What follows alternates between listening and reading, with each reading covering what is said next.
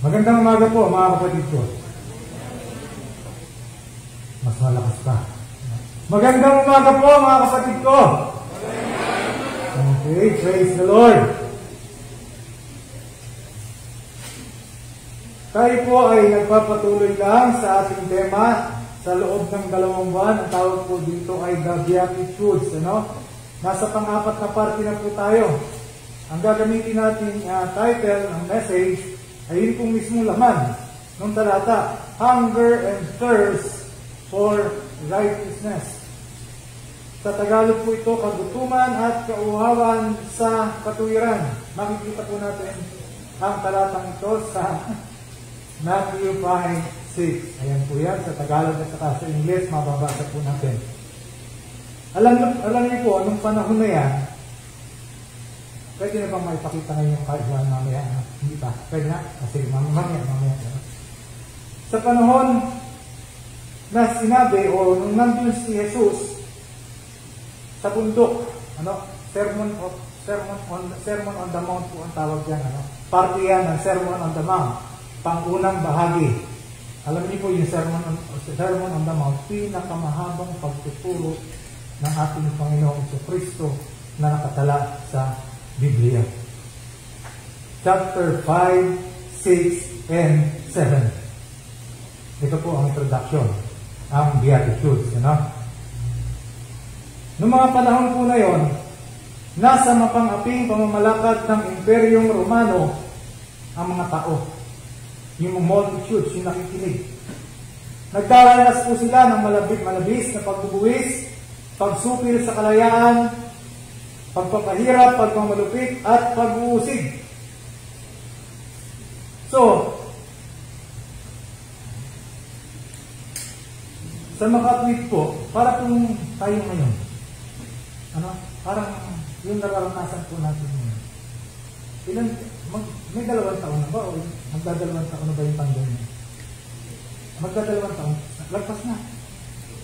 Sa March 15, 2 years, kita nyo. Sari-sari na po ang pagsubok, sari-sari ng suliranin ang ibinibigay sa atin.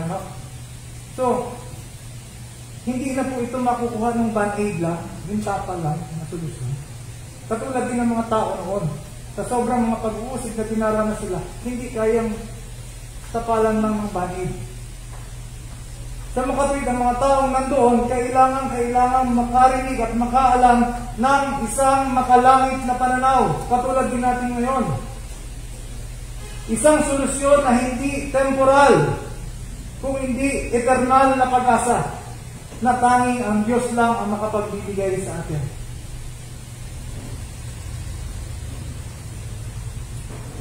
Ngunit, hindi po ito basta-basta lang na itinuro ng ating Panginoong Kristo. Pakilagay nga po dyan yung Matthew 5:1. Wala naman. Parang 6 yan. Yan. Nakalagay dyan, at pagkakita sa mga karamihan ay umahon siya sa bundok. Si Kristo po ang sinasabing sa dyan, So, pagkakita ni Kristo sa karamihan ng tao, siya ay umakyat sa bundok. Iniiwan niya po yung mga karamihan doon sa baba. Tapos, at pagkaupo niya, ay nagsilapit sa kanya ang kanyang mga alagad. Ang tinutukoy ng mga alagad dito, hindi lang po yung 12. Madami po yan. Believers of Jesus. Sumunod sa itaas. Ano pong ibig sabihin nun? Interesado silang marinig kung anong sasabihin ni Kristo. Ang turo, so every word here is intentional. Ang turo at aral ng Panginoong Kristo dito ay sadyang para lang sa mga interesadong makinig at matuto. Ang kagandahan po sa Beatitudes, or the Word of God as a whole, for that matter, kung gaano po ito kabisa at ka-epektibo noon, ganoon pa din magpasa hanggang ngayon at sa darating pang mga panahon para sa lahat ng interesado at sasampalataya. Ulitin ko po, ang salita ng Panginoong Kristo ay para sa lahat ng interesado at sasampalataya o sumasampalataya sa ating Panginoong Kristo. Let's start. Introduction pa lang po yun.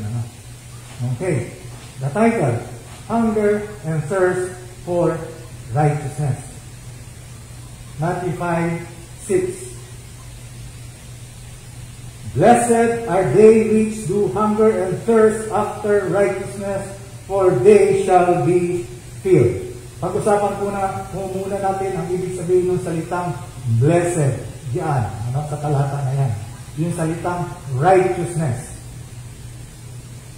Ang blessed dito, ang ibig sabihin ay sukdulang estado ng kaligayahan.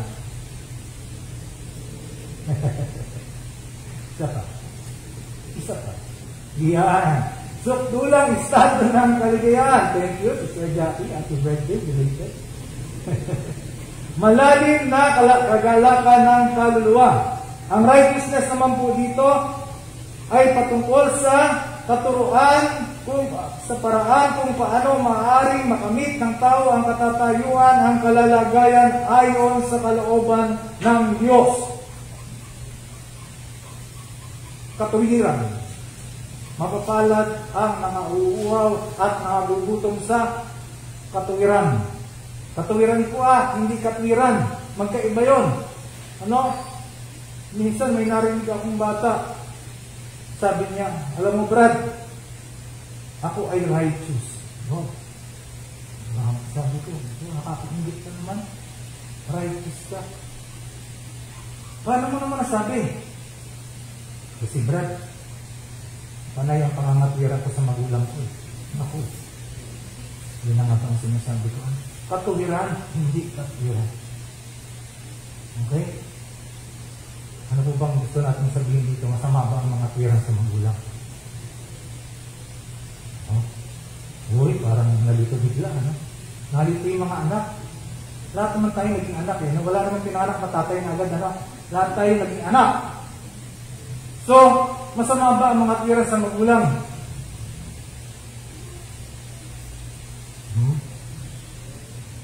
Well, sa akin po, hindi.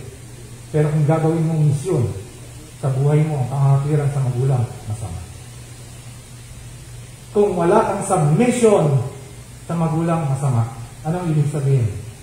Pwede kang mangatiran. Pero kung hindi yun ang nais ng iyong mga magulang, papasakit ka. Hindi mo ihigiit yung gusto mo. Then you are not sinning. Yun po yan, Nakapaloob din po dito sa salitang righteousness ay ang integrity. Yun. Virtue. Pagkamatuwid. Kabutihan. Okay? Purity of life. Kadalisayan ng buhay. Kawastuan ng pag-iisip, ng damdamin, at ng gawa. Pagiging makatarungan. Of which the source is God. Diba? Yun. Okay. Bakit po natin kailangan bigyan ng din? Yung of which God is the source. Dahil po may dalawang bagay. Dalawang bagay po. Ang mundo po na ginagalawan natin, meron din niyang version ng righteousness. Ang mundong ginagalawan natin may integrity din tinatawag. Meron ding virtue. Meron ding purity of life. Correctness of thinking. Justice. Meron din po yan. Kaya lang po, sa mundong ginagalawan natin, meron tayong tinatawag na compromise. Pare, palusitin mo muna ang sige pare, pero next time, alam mo na. Ang mundo may kompromiso. May corruption. Pag sinabing may corruption, nabibili yan. Nabibili na po ngayon yan. Integrity, nabibili na. What else? Merong influence ang social influence. Yan po ang pinakamalakas ngayon. Tama ang iyong pananaw, maayos ang iyong damdamin, maganda ang mensahe iyong pinadala.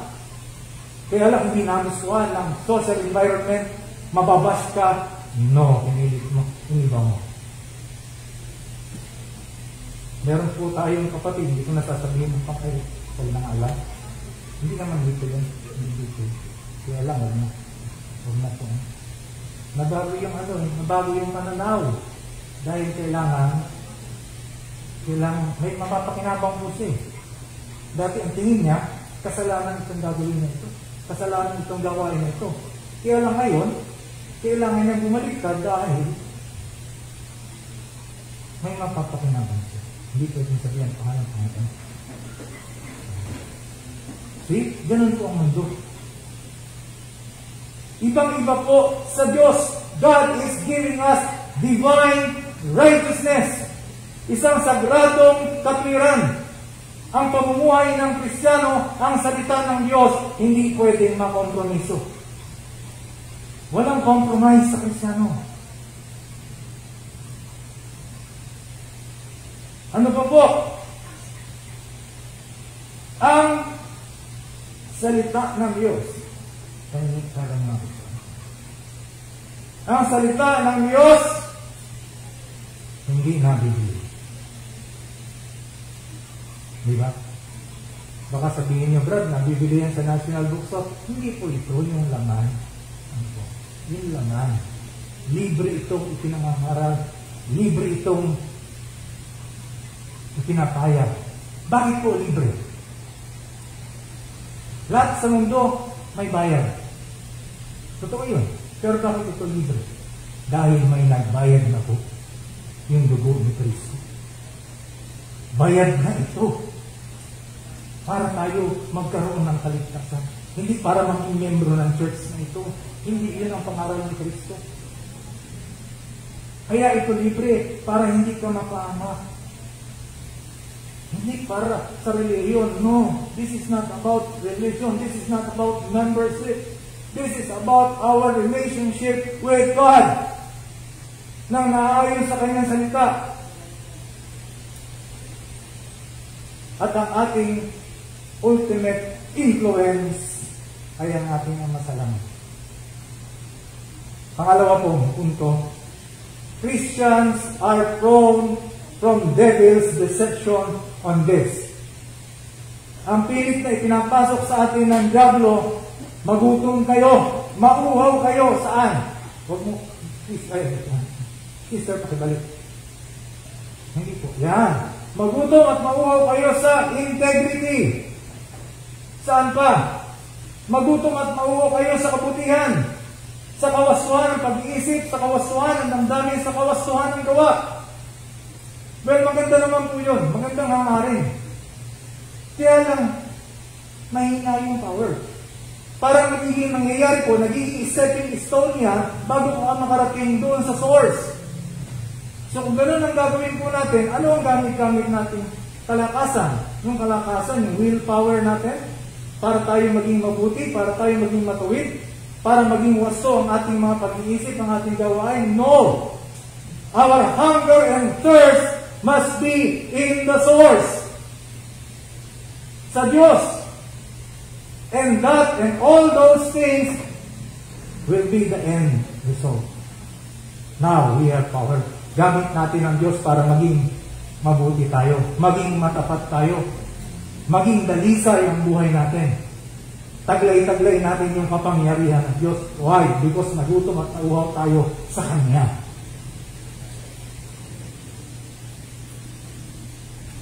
Kapag ang tao po, ito, nadadanasan naman po natin ito. Kapag ang tao po nagugutom at nauuhaw, maghahanap po yan. Maghahanap yan at mananabik sa pagkain at sa tubig. Natural instinct po yun. Nakakita na po kayo gutom na tao hindi naman naghahanap ng pagkain. Kahit tamad naghahanap po. Kahit tamad, kahit kano kakatamad. Pag ikaw ay gutom na gutom at ikaw ay wow na wow, maghahanap ka. Dahil yan ay natural instinct.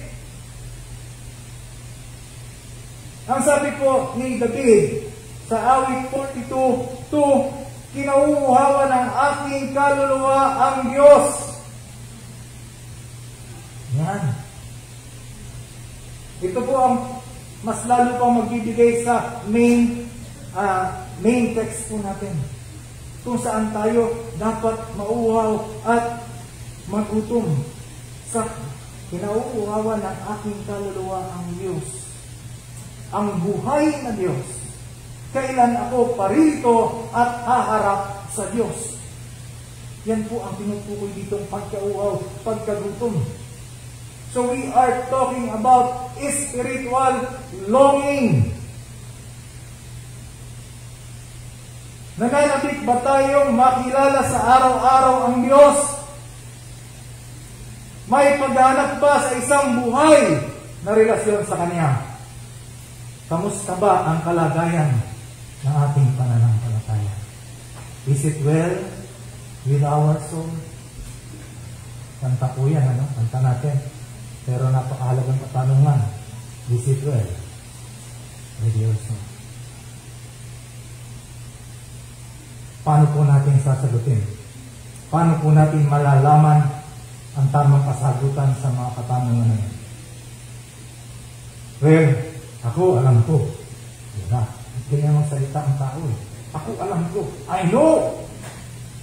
Alam ko na nananabik akong magkaroon ng buhay na relasyon sa Diyos.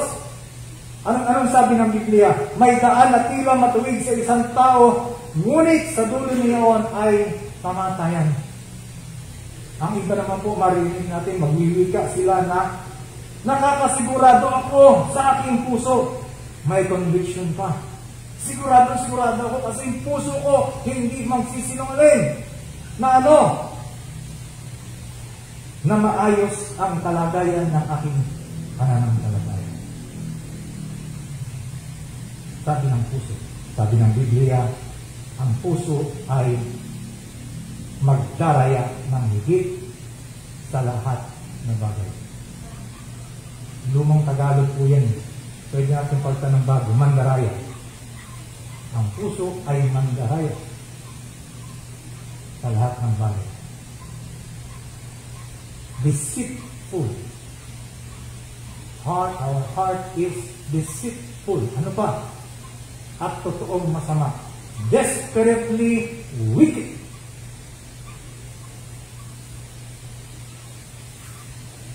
Talaga po bang depende tayo sa kasagutan kung ano ang laman ng ating isip? Kung ano ang sinasabi ng ating puso? Ang pagkauhaw po mga kapatid at pagkagutom sa isang buhay na relasyon at sa isang tamang pananampalataya sa Diyos ay hindi dapat ibase sa kung ano ang sariling alam at lalong hindi sa damdamin. Ano po? Halimbawa, ganda-ganda ng inyong pakiramdam pag-gising nyo sa umaga. Biglang pagpasok nyo rito, handang-handa kayo mag-worship. Wow! Blessed na blessed ako kasi pakiramdam Pinabase sa pakiramdam. Blessed na blessed ako. Pag-upo nyo niya, nakita nyo yung nagsasalita. Nakapink na walang kayo ng gana. Wala pong ibig sabihin ito. Nagkataon lang po yung barang na iba ko marumi. Hindi pwedeng ibase.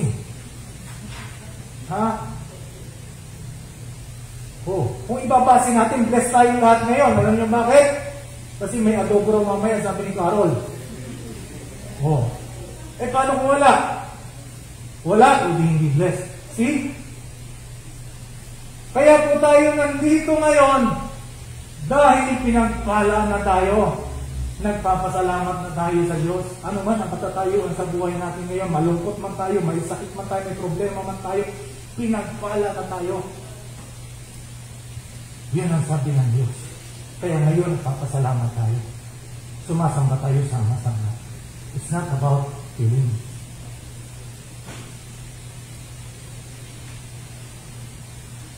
Ang sabi po ni Apostol Pablo sa mga kapatid natin sa Corinto na meron din ganitong uri ng pagtatalo-talo. Nagtatalo-talo din po yung mga kapatid natin sa Corinto sa ganitong bagay. Ang sabi ng Apostol Pablo, hindi niya sinabing ano ba ang pakiramdam mo? Ano ba ang nasa puso mo? No! Ang sinabi ng Apostol Pablo na makikita natin sa 2 Korinto, kabanatang 13, talatang 5, siya sa atin ninyo ang inyong sarili. Kung kayo'y nangasa pananampalataya, ganito po ang tamang paraan kung paano natin malaman na it is well with my soul. Siya sa atin, test, examine yourself.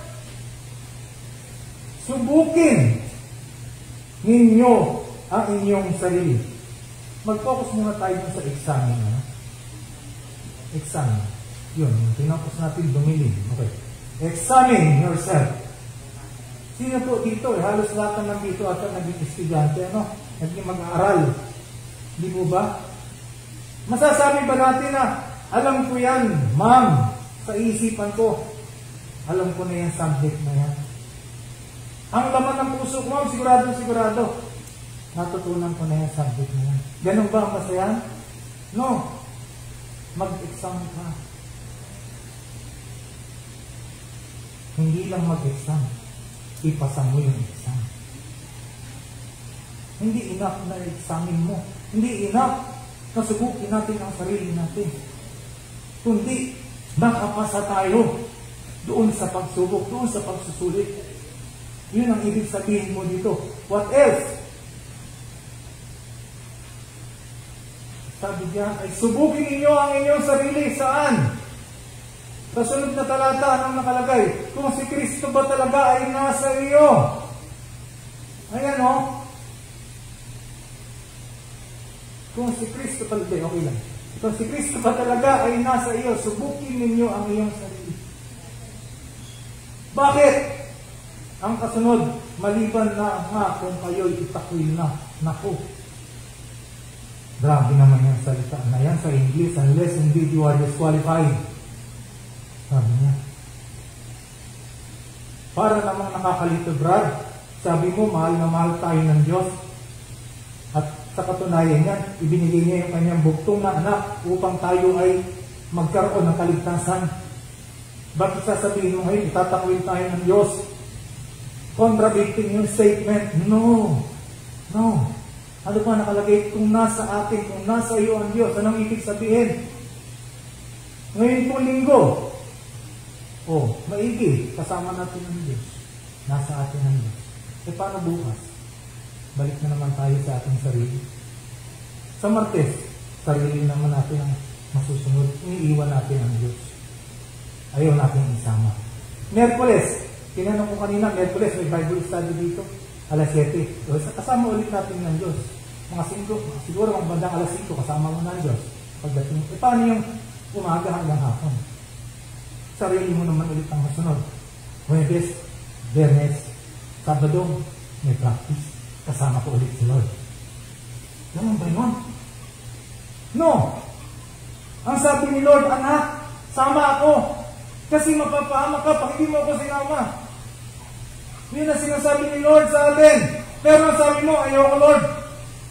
Nagagawin ako sa trabaho Pagkipagparkada ako ngayon O ngayon, ibalik natin yung tanong. Yung katotohanan lang. Sino ang nagtatakwil? Si Lord gusto sumama sa atin Ayaw natin. So, tinatakwil natin ang Diyos. Pag yun ang totoo. Yun ang nangyayari. Tinatakwil natin ang Diyos dahil ayaw natin maniwala na kung hindi sa kasama, magkakaroon tayo ng kapamakan.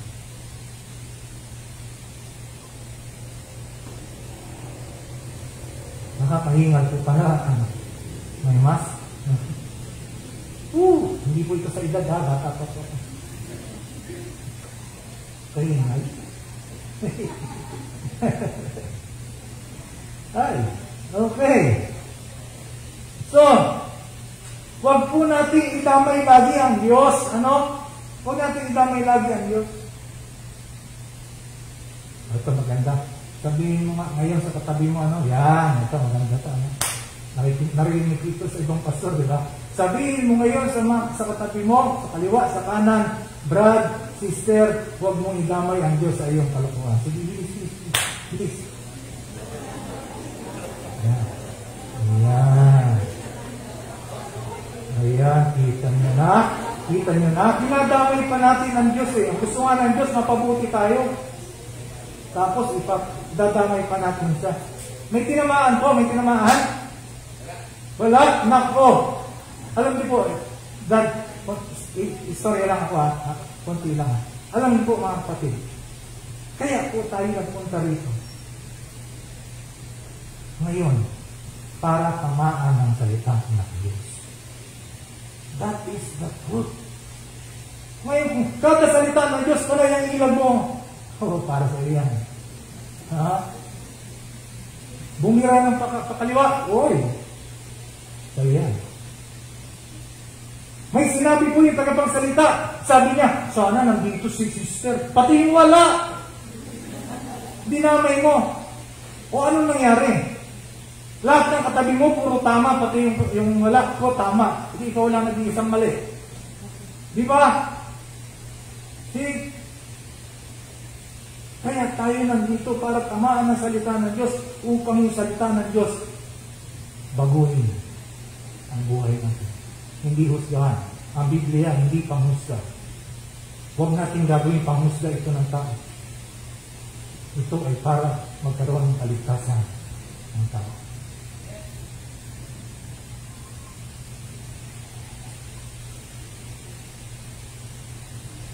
Okay. So how are we going to examine? How are we going to test ourselves? Sa pamamagitan po ng salita ng Diyos. Ito mismo ang gagamitin po natin. Balik tayo sa example ng pagiging mag-aaral. Di po ba kapag may exam ang mag-aaral, ano ang ginagawa natin? Reviewer. Reviewer ka? Praise God. Reviewer. Bakit? Bakit tayo nag-reviewer? Para maging tama yung sagot. At bakit? At para maipasa mo yung exam. Now, ganun din po ang gagawin natin ngayon. Sa Biblia tayo kumukuha ng sagot upang lahat ng sagot tama at pinakamahalaga sa lahat, maipasa natin. Hindi po ba? Maipasa. Alam niyo po, tamang-tama ngayon, ano? Enero pa ngayon, ano? Ano ngayon? 32? 30? Oo nga. Okay. Enero pa ngayon. Ewan ko lang kung may gumagawa pa dito. Usually pag Enero, napapasok lang ng taon, meron tinatawag na New Year's Resolution. Resolution. Yes! Uy. May gumagawa pa po dito na. Okay, maya, magkakapamilya tayo. Hindi naman tayo dito nagmamalian. Nagtatamaan nga tayo, di ba? Hindi nagmamalian. Okay yun, ano? Hindi tayo nagmamalian, nagtatamaan tayo. Gamit na salita ng Diyos. Ano? New Year's Resolution list. Maganda naman. Maigi naman. Dahil gusto mong ma-improve yung sarili mo. The only problem is, at the end of the day, ikaw pa rin ang masusunod. Di ba? So our own will is in motion here.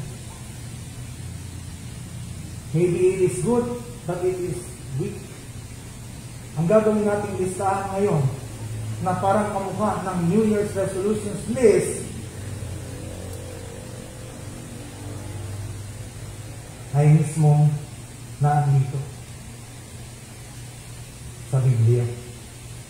At dito resides the true power. Not your power, but God's will. Umpisahan po natin kung paano natin sisiyasatin ang ating sarili gamit po ang Biblia. No? sa 1 John chapter 1 verses 5 to 6. Actually po, ang gagamitin natin talaga dito ay aklat ng unang Juan, kabanatang 1 hanggang kabanatang 2. Wow, mahaba-haba ito. Malalagpasan ko yung record ni Brother Ronald. I love you, brother. May dalawang dalawang. Hindi naman po natin isa-isa. Hindi natin isa-isa. Dahil may adobo mamaya. Okay. Okay? First on the list. 1 John chapter 1 verses 5 to 6. Stop lying. O kamukha po kamukha ng New Year's resolution Sa taong ito, hindi na ako magsisinungaling. Iwas ako na magsinungaling. Uy, kamukha. Stop lying. Pero yung content, yun naman, makikita niyo yung power. Mararamdaman natin. At hindi ka hinuhusgahan. Kundi ang mararamdaman mo, yung pag-ibig ng Diyos na ayaw kanyang mapahamak. Ano sinasabi? Dali ko, nawala yung aking kodi. Ay, kodi ko. Nadamay ako sa kanya. Sinasabi ng kodi ko kanina. Nawala ko. Kanina po kasi, sabi ko kanina, pag ikaw ay isang mag-aral, ano ang ginagawa mo? Sabi ng isa kodi ko. Grabe talaga. May kodigo. Okay. Ito ang version ng Biblia sa pagtigil sa pagsisinungaling. At ito'y narinig ng mga apostol kay Jesus mismo na ang Diyos ay ilaw. Kung sinasabi natin tayo ay may pakikisama sa Kanya at nagsisilakad tayo sa kadiliman, tayo ay sige nga, basahin ng ayan, ayaw na basahin. Tayo ay mga lumang Tagalog kasi yan, nagbubulaan. Alam natin Tagalog ngayon, nagsisinungaling. Tayo po mga kapatid, ay inubos na ng dugo ni Kristo.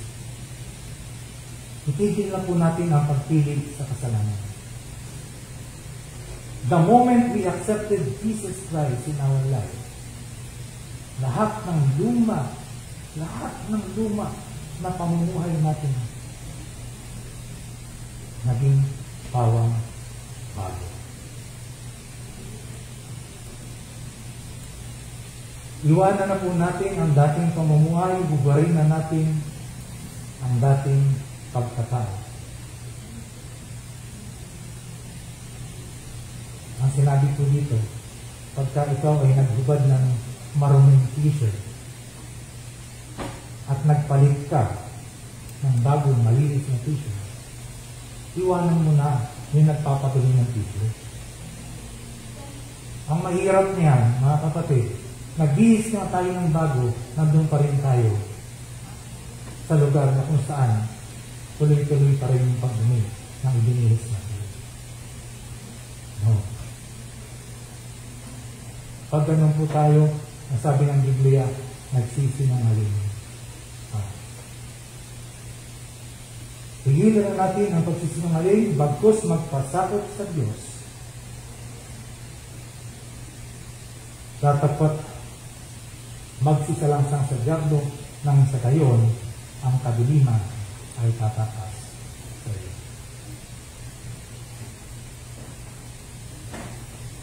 Alam niyo po, ang kagandahan ng ilaw, kapag nagbukas ka ng ilaw sa kwarto at madilim ang kwarto, the moment na binuksan mo yung ilaw, ano nangyayari sa dilim? Nawawala. Ganon ang epekto po. Ang paalala sa atin ng Biblia, huwag mong gamitin ang sarili mong ilaw. Huwag natin buksan yung ilaw natin. Kasi yung ilaw natin, pag binuksan mo, may natitirang konting dilim. E paano kung yung ilaw natin parang Christmas lights? Andak-andak na gano'n. Hindi pa na yung pasok ng tukso, pa na yung pasok ng kasalanan, kasi paandak-andak na gano'n. Diba? Minsan maliwanag, minsan hindi. Yun ang ilaw natin. Yun ang binubuksan natin. Pilit natin binubuksan yung ilawan natin. See? Ang sabi po ng Biblia Sa John 8:12, si Yesu Cristo mismo ang nagsabi, I am the light of the world. Ako ang ilaw ng sanlibutan. Ngayon, para kang naglagay sa kwarto mo ng 1,000 watts na LED, pagbukas niyan, laganap ang liwanag. At kapag pinaniwalaan po natin ang sinabi ni Kristo, ang sabi niya doon sa huling bahagi ng talata, magkakaroon din kayo ng ilaw sa inyong kabuhayan. Hindi po invento yung mga sinabi ko po sa inyo. Galing po yan sa reviewer natin. Una po ay 2 Corinthians 5:17, then Ephesians 4:22, James 4:7, then uli po John 8:12. So galing sa reviewer natin.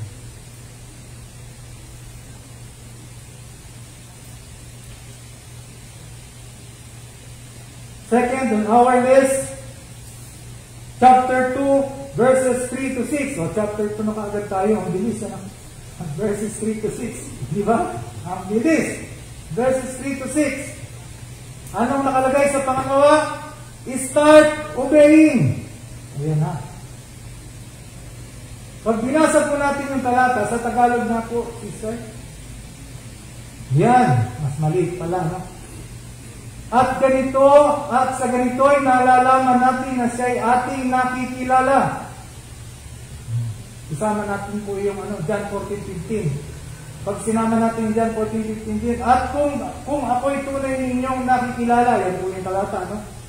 At inyong iniibig, yan po yung John 14:15. Ay tutuparin ninyo ang aking mga utos. Ang pananampalataya po ng isang Kristiyano ay nagbubunga ng pagsunod sa Diyos. Dahil kung hindi, ang sabi po ni Santiago, ang pananampalataya mo ay patay. Total, nasa Santiago na rin po tayo. Kasama na natin yung verse 22 ng chapter 1. Datapwat maging tagasunod kayo ng salita at huwag tagapakinig lamang na inyong ginadaya ang inyong sarili. See? Hindi natin ginadaya ang Diyos. Ginadaya natin ang ating sarili. At hindi lang po ginadaya ang ating sarili. Napapansin niyo dun sa verse 4, sa bakit ng gitna. At hindi tungpad ng kanyang mga utos ay sinungaling. Ayan na naman siya. Sinungaling. Sabi po sa akin ng isang kapatid, Brad, pwede mo bang maidagdag ang verse nito? Parang nawala na dito sa ano. Pero idagdag pa rin natin, ano? So, Brother Roy, ano ba ang sabi dyan sa reviewer mo dyan? Sa John 8:44. Sige nga. Hindi, kahit bukas na. Miro lang po. Pakibasa nga po kapatid, John 8:44. Hindi ako. May. Dito ako. John 8:44. Kung sinasabi mga kapatid, John 8:44, kayo'y sa inyong amang diablo. Yun lang yan. Bago yun. Hindi, diretso ako. Sige. John 8:44, ganito po. Kayo'y sa inyong amang diablo, at ang mga nais ng inyong ama ang ibig ninyong gawin. Siya ay isang mamamatay tao buhat pa ng una, at hindi nananatili sa katotohanan, sapagkat walang katotohanan sa kanya. Pagka nagsasalita siya ng kasinungalingan, ay nagsasalita siya ng saganang kanya, sapagkat siya ay isang sinungaling at ama nito. Naku, kita mo na. Ang reviewer niya at reviewer ko parehas. Kaya lang ngayon, nagkaroon pa ng ama, yung sinungaling. Ayun na. Grabe, ano? Tapos may maririnig tayo ngayon na ang pinakamatinding kasalanan daw po ngayon ay yung hindi pagiging lalaki o hindi pagiging babae. Wow. Ayan, ang sabi po dyan, pagsisinungaling. Huwag po natin isiping may higit, huwag po natin isiping may. Ang kasalanan ay kasalanan at dapat meron tayong pagsunod sa Diyos upang ito ay maiwasan natin.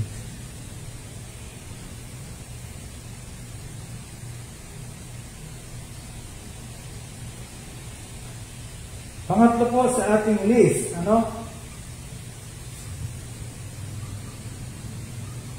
ito ay matatagpuan natin sa verses 18 and 17. Do not love the world.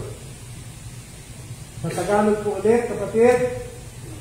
Ayan, huwag ninyong ibigin ang sanlibutan, ni ang mga bagay na nasa sanlibutan. Ano ba yung mga bagay na nasa sanlibutan? Verse 16, masasamang pita ng laman, masasamang pita ng mga mata, at kapalaluan sa buhay. Yan po yung tatlong uri ng kasalanan. Lahat na yan, lahat ng kasalanan nandiyan sa tatlo na yan. Kaya lang, naku Brad, masyadong matatas yung Tagalog. Ano ba yan? Hindi naman masyado na. Pwede ba magbigay ka ng basic na halimbawa? Ano bang ibig sabihin ng wag mahalin ang sanlibutan? Ibig sabihin po niya, wag mong mahalin ang pera mo. Uy, grabe. Wag mong mahalin ang ari-arian mo. Wag mong mahalin ang edukasyon mo. Yan na, magtataasan na ng kilay dito. Wag mong mahalin ang profesyon mo. Wag mong mahalin ang hanap buhay mo. Uy, muli yun na. Sabi ko Ang ibig mo sabihin, Brad, wawaldasin yung pera, pababayaan yung ari-arian, hindi bibigyan halaga ang edukasyon. Ang ibig mo ba sabihin, babaliwalayin namin ang hanap buhay namin, ang aming profesyon? No! Ang sabi lang naman dyan, huwag mong mahalin. Hindi naman sinabi dyan, huwag mong ingatan. Iingatan po natin. Biyaya lahat ng Diyos yan na ibinigay sa atin. Iingatan natin, pero huwag mong mamahalin. Why? Kasi po, ang tao may tendency na pag minahal ang pera, anong nangyayari? Nawawalan ng quality time sa pamilya. Nagiging dahilan pa yung para naman sa pamilya ko ang ginagawa ko. No, sisatin niyo po ang inyong sarili. Number 1 na yung pera. Ano pa? Nagiging mataas ang tingin sa sarili. See? Pag minamahal ang pera, huwag mo mahalin. Ingatan mo. Yung ari-arian mo at pera mo, ingatan mo. Makakatulong yan sa kinabukasan ng iyong pamilya. Makakatulong yan sa mga taong nangangailangan, lalo na sa panahon na ito. Ay, yung edukasyon. Anong kinalaman naman ng edukasyon? Edukasyon, ang hanap buhay. Hindi, huwag mo lang ingatan, pagyamanin mo pa. Pag pinagyaman pa natin po yun, magiging pagpapala tayo sa ating mga kaeskwela. Magiging pagpapala tayo sa kumpanyang pinasukan natin. Magiging pagpapala kung ikaw ay may mga kliyente, kung ikaw ay may mga customer, kung ikaw ay may mga pasyente, magiging source ka ng pagpapala na galing sa Diyos. Anong ibig sabihin na huwag mong mahalin ito? Kasi po pag minahal natin ang ating trabaho, ang ating profesyon, na yan ay galing lahat sa Diyos. Anong ginagawa mo sa Diyos? Lord, wait lang. Hindi ako makakadalo ngayon, may overtime, double pay, Lord. See? Ganun ang nagiging resulta pag minamahal natin. Pinaghihintay natin yung Diyos na nagbigay sa atin ng edukasyon natin. Yung Diyos na nagbigay sa iyo ng pamilya mo, ng trabaho mo, ng profesyon mo. Nung nagkaroon ka ng ganitong mga pagpapala, pinaghintay mo na yun ang bigay. Mali po. Mali.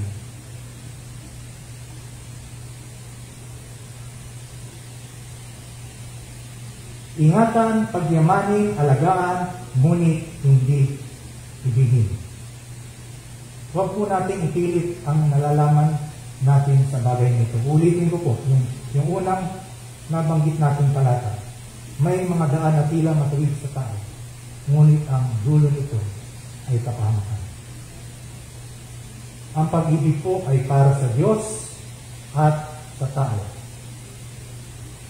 Two greatest commandments of God. Di po ba? Makikita natin yan, Matthew 22, 37, 38. Sino ba ang may reviewer dyan? Sige nga po, Matthew 22, 37, 38. Please, Matthew 22, 37, 28. Anyone? Yung reviewer nyo dyan? O, dito pala. Pwede pala dito. 22, 37, 38. Ayan. Tingnan na natin kung tama yan. Pero kung mayroong Biblia sa inyo, talagay ko, babasahin na yan ni pakibasa mo nga, Brother Dennis. Matthew 22, 37, 38. Sinabi sa kanya, ibigin mo ang Panginoon ng Diyos ng buong puso mo, at ng buong kaluluwa mo, at ng buong pag-iisip mo. Ito ang kapila at ulang sa Diyos. Pangalawa, 39. Yes, please. 39 po. At ang pangalawa, katulad ito, ibigin mo ang iyong kapwa ng gaya ng iyong sarili. Nagawa mo ito sa ito, nakasali ng buong kausan, at ang mga kausan. Yun. Two greatest commandments of God. Ibigin mo ang Diyos, ibigin mo ang iyong kapwa. Palagay ko yung may mga alagang aso magagalit sa akin, So, hindi pala ibigin yung aso. Sandali lang, ha? Tingnan mo, baka may aso dyan. Balik mo nga. Ibigin mo ang Panginoon ng Diyos. Sunod. Wala naman, wala kung asong sinabi. Ang pag-ibig talaga sa tao at sa Diyos. Yun ang kabiling-bilihan ng sabi. Upang hindi tayo mapahamak.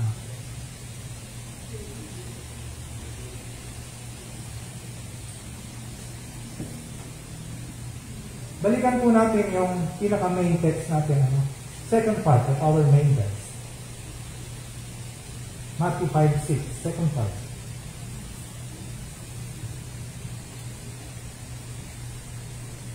Yeah. For they shall be filled.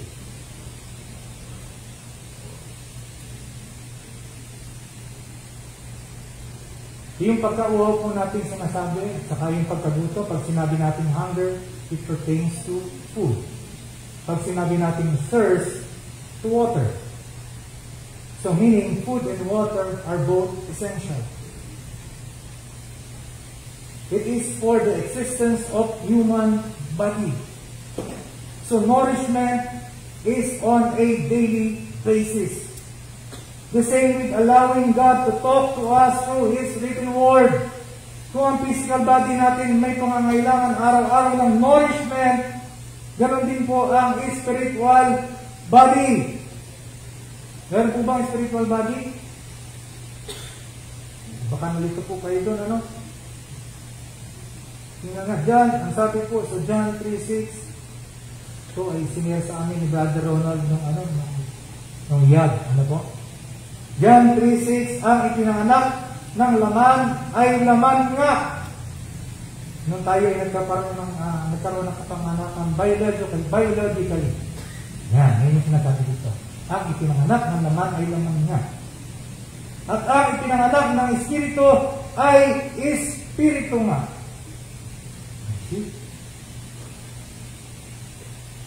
Nagkaroon po tayo lahat ng kapanganakan spiritual. Di po ba? Nung tinanggap natin ang ating nung sumampalataya tayo sa Diyos, tinanggap natin ang ating Panginoon Jesucristo. Nalubog po tayo. Nalubog tayo sa tubig ng bautismo. Pag-ahon natin, nagkaroon tayo ng kapanganakan spiritual. Kaya ngayon, hindi ka lang natural person, kundi ikaw ay spiritual person. Tayo yun. Ngayon, pagkatapos ng kapanganakan mo natin, ano nangyari? The Holy Spirit resides in us. Tumira sa atin ang Holy Spirit. Sino ang tumira? Holy Spirit. Tumira ba yung Spirit sa physical body? Spirit yun So, titira yan sa spiritual body. Kaya tayo ngayon po, mga spiritual, kaya lalakad tayo sa kabanalan. Lalayuan na po natin yung dating gawin natin. So, para po maibsan ang kagutuman, mapawi ang kauhawan sa righteousness, we need to listen and heed God's written word. And this will be our last point. Ano? Para sa punto na ito, puntahan po natin ang lumang tipan. And see what the two men of God says about this.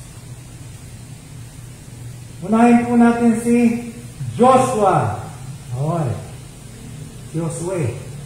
Ano? Sino nga po ba si Josue? Ito yung pag-gising natin kanina sa mga inaantok. Ano, tatanungin natin. Ako, tama-tama. Nandito si Carol. Nandito si Sister Ruby.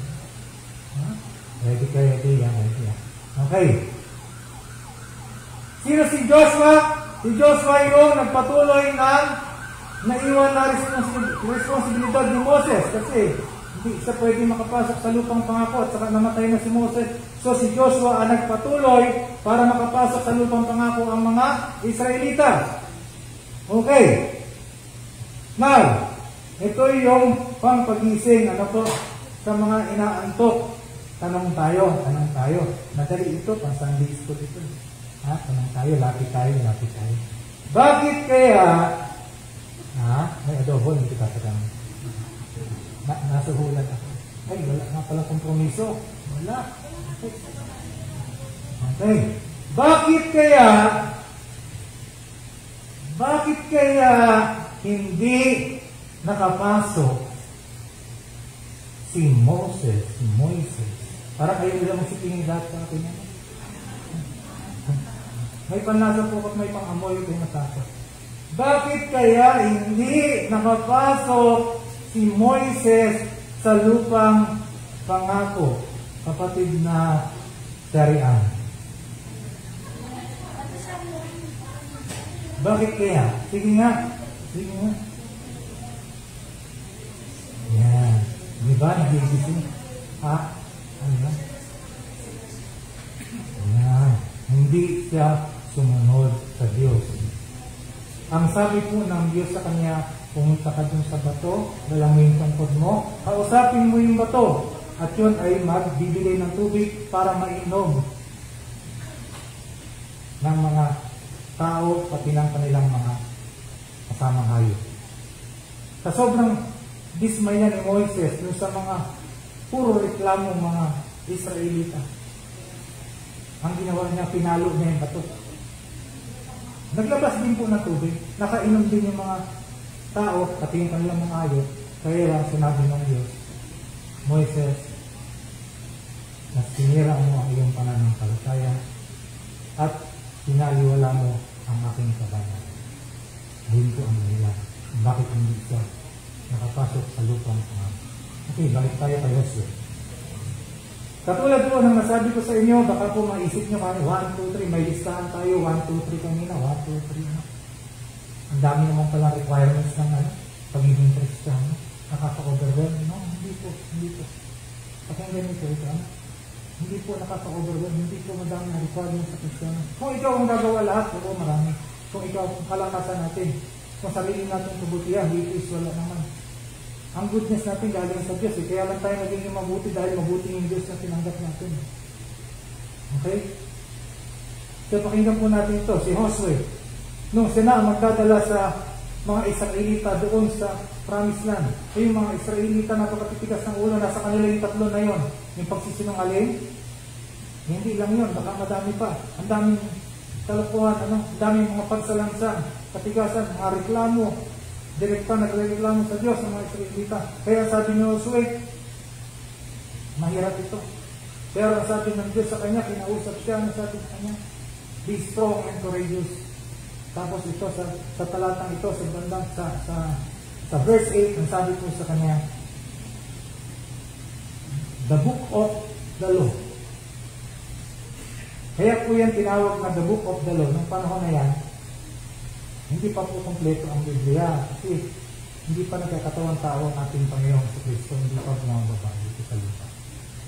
Ngayon sa atin, the Word of God, ito na, kompleto na. The Word of God shall not depart from your mouth, and you shall meditate on it day and night. Bakit? Ano mangyayari kapag hindi ito nawala sa ating bibig at ito ay pinagbulay-bulayan natin? So that you may be careful to do according to all that is written in it. So yung lahat ng pinag-usapan natin kanina, magagawa natin and so much more. Kasi nakalagay diyan, so that you may be careful to do. Careful to do all that is written. Ang ibig sabihin ng careful to do, maingat nating nasusunod. Hindi tayo namimili ng susundin sa salita ng Diyos. Kundi dahil sa hindi nahiwalay sa ating bibig ang salita ng Diyos at ito'y pinagbubulayan natin ang kapangyarihan ng salita ng Diyos, napapasunod po tayo. Hindi lang napapasunod, carefully. Maingat natin nasusunod because meron tayong real power. Not our own will, but God's will.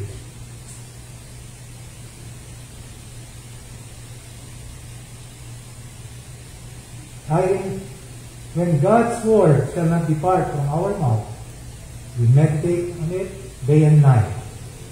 Ang spiritual result po, pagpapasako sa Diyos. Isunod naman natin si David. Sa mga awit 119:11. Ang salita ko'y aking iniingatan sa aking puso upang huwag akong magkasala laban sa iyo. Balikan natin ulit yung tatlong listahan natin. Pagiging sinangawin, ano isa? Hindi pagsunod, pagmamahal, pag-ibig sa mundo at sa lahat ng mga bagay sa mundo. Lahat yan kasalanan. Pag tayo lang ang gagawang iiwas, hindi kaya. Anong sabi ni David sa atin? Ang salita ng Diyos, ating iniingatan. Saan? Dito? Dito natin ilalagay ang salita ng Diyos? Saan? Sa puso. Tandaan niyo kanina yung puso, wicked.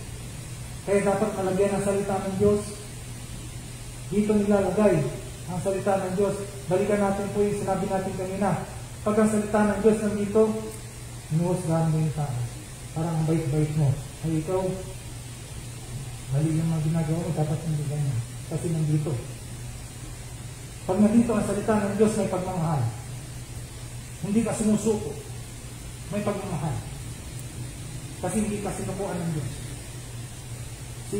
Kaya dito nilalagay ang salita ng Diyos. Pinabubulay-bulayan sa isip, pero dito itinatago.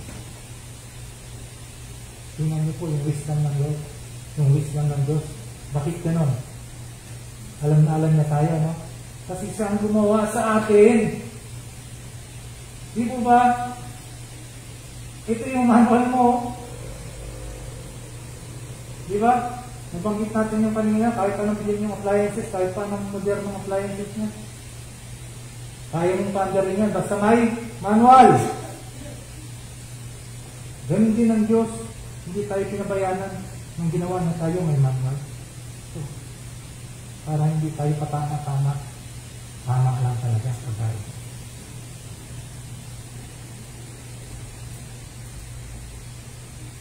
Ngayon, ang spiritual result po nito, nagkaroon tayo ng pagtanggi sa kasalanan.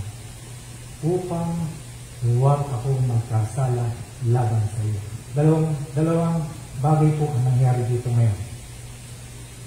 Una, naibsan ng kabutuman at kauhawan natin sa katwiran sa pamamagitan ng salita ng Diyos. Pangalawa, sa unang parte ng mensahe po natin, nabanggit natin Si Apostol Pablo, ang sabi niya sa atin, test yourself. Subukin mo ang inyong sarili. Ngayon, dahil sa nagbunga ng dalawa yung naging bunga po, nagbunga ng pagpapasakit sa Diyos, nagbunga ng pagtanggi sa kasalanan, yung naging kagutuman natin at kakuhawan sa salita ng Diyos. Yung examination natin, pasado na tayo. Gamit ang salita. Now we can say, it is very, very fast. Hindi sabi ko, sabi ng Biblia. Sabi ng salita. We will close on this. Pagsamahin po natin yung sinabi ni Jose at yung sinabi ni David. Huwag mahiwalay sa ating bibig ang salita ng Diyos, kundi pagbulay-bulayan natin ito. Ang sabi ni David, dinagdagan niya. At pakaingatan sa ating puso. Then, and only then, it is no longer I who live, but Christ who lives. Kapag nangyari na po ito sa ating buhay, hindi lang tayo mga gugutom, hindi lang tayo mga uuhaw sa katwiran, kundi 1 Corinthians 1:30 and 2 Corinthians 5:21, sinasabi po dyan, si Kristo ang katuwiran ng Diyos. Then, upang tayo, let me say it again, upang tayo sa pamamagitan ni Kristo ay maging katuwiran ng Diyos. Magandang umaga po ulit, mga kapatid, and all praise and glory belongs to God.